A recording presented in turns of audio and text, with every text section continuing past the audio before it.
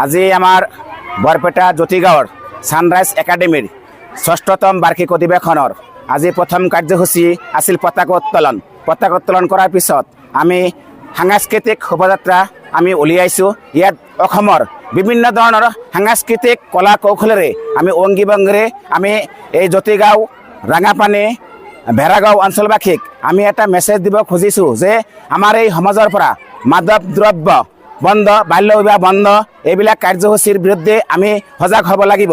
এই শোভাযাত্ৰাৰ জৰিয়তে আমি এইটো মেছেজ দিব খুজিছোঁ যাতে এইখন ছানৰাইজ একাডেমীৰ জৰিয়তে এই চাৰিওফালৰ যিকেইখন গাঁও আছে এই গাঁওবাসীয়ে এই মাদক দ্ৰব্য, বাল্য বিবাহ, অন্ধবিশ্বাস, কুসংস্কাৰ এইবিলাকৰ বিৰুদ্ধে যাতে আমি ঐক্যবদ্ধ হৈ থিয় হৈ এইবিলাক সমাজৰ পৰা আঁতৰ কৰিব পাৰোঁ, তাৰে আমি মেছেজ দিব খুজিছোঁ। আমি ৰাইজৰ পৰা যথেষ্ট সঁহাৰি পাইছোঁ।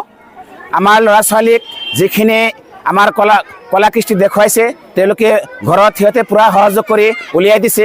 আমাৰ বিভিন্ন ধৰণৰ গ্ৰুপ আমাৰ ইয়াত উলিয়াই দিছে। ইয়াত আমাৰ জয়মতী, আমাৰ কনকলতা, আদিবাসী মানুহ,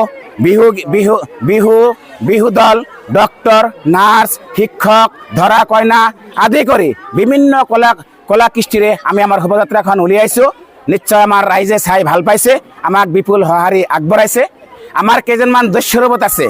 আমাৰ সমাজত যি কুসংস্কাৰ চলিছে, আমাৰ ইয়াতে অন্ধবিশ্বাসে ভৰপূৰ হৈ আছে, সেইবিলাক যাতে সমাজৰ পৰা দূৰ কৰিব পাৰোঁ সেইকাৰণে দস্যুবিলাক আছে যে সমাজত কুসংস্কাৰ চলিব লাগে।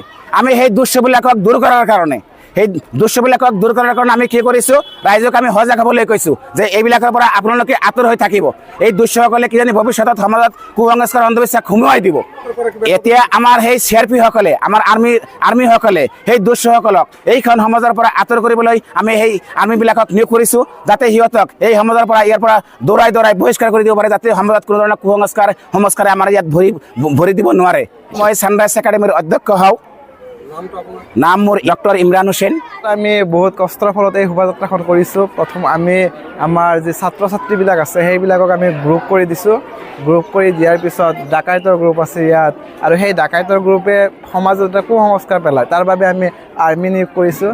সেই আৰ্মিবিলাকক বা পুলিচ আছে এইবিলাকে যাতে সমাজৰ বুকুৰ পৰা এনেকুৱা ধৰণৰ যিবিলাক কুসংস্কাৰ আছে বা যিবিলাক এই ডাকাইত আছে বা চোৰবিলাক আছে সেইবিলাকক যাতে নাইকিয়া কৰে, তাৰ মেছেজ এটা আমি ৰাইজক দিব খুজিছোঁ।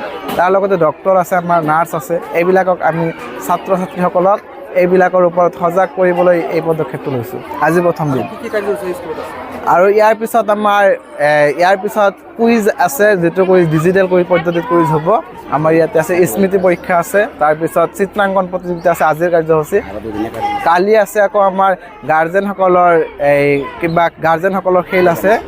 আৰু আমাৰ ইয়াৰ আগতে 1 তাৰিখ আৰু 2 তাৰিখত খেল ধেমালি হৈ গৈছে বহুতকেইটা। মুকলি সভা আমাৰ 6 তাৰিখত হ'ব।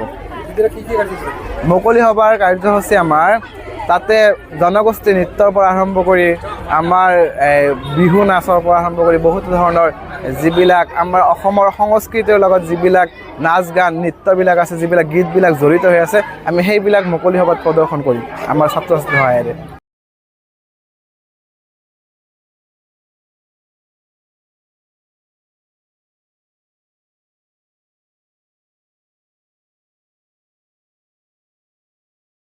আমাৰ সমাজত বহুত কুসংস্কাৰে আগুৰি আছে, এইবিলাক ৰোধ কৰিবলৈ সমাজত এটা মেছেজ দিবলৈ আমি এই ৰূপ ধৰিছোঁ। যাতে ভৱিষ্যতে বেয়া